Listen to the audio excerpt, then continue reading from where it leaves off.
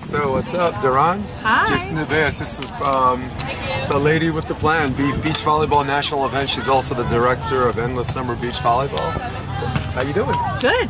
Cool, Very man. Good. So I was talking to some of the other coaches about process and also NCAA beach volleyball as a fast rising sport.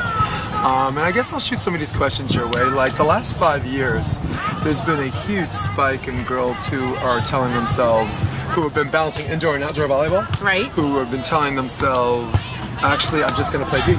Right. It's happening a lot. Yeah. Yeah, the last 5 years. And what do you think what do you attribute that to? I think there's more opportunities on the beach. There's a lot more schools opening up. There doesn't necessarily have to have these schools.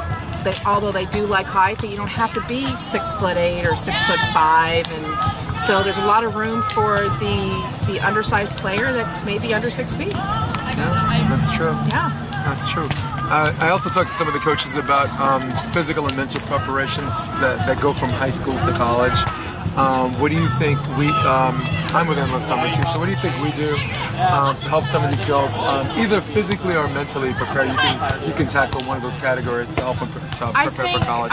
Physically, we give them a structure that they're used to, and they know that it's demanding, and they have to stay with it. There's certain requirements that we demand when they come to practice, and I think mentally we prepare them where we don't overcoach them at tournaments. We give them all the preparation that they need at practice, and so when we get to tournaments, it's expected that they know they've got to call timeouts, that they need to call for each other in certain situations. They need to make their calls, and they're relying on each other as opposed to relying on the coach. So we're trying to make them independent, so that way they can process everything and limit their timeouts, and they know how to talk to each other when they're on the court, and they can figure things out as opposed to taking a timeout and looking for that help. We've already crossed that bridge at practice. We're giving them the knowledge that they have with talking to them. So when we get to a tournament, we're gonna work with them and we're gonna coach them, but they really already know what they need to do.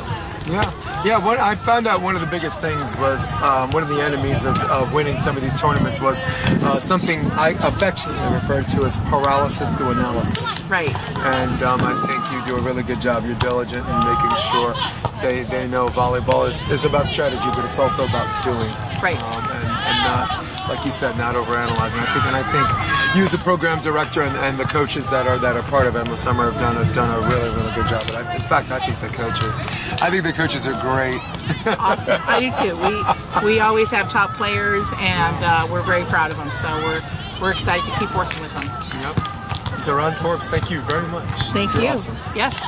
And hopefully we'll see everybody at the next beach volleyball national events, which will be July 31st, and the day before, July 30th, will be our college coaches clinic, and we've got 8 coaches already lined up, so we're going to possibly be doing 2 sessions with maybe even more coaches. So look us up and come out and play to get noticed. I love it. All right, thank you.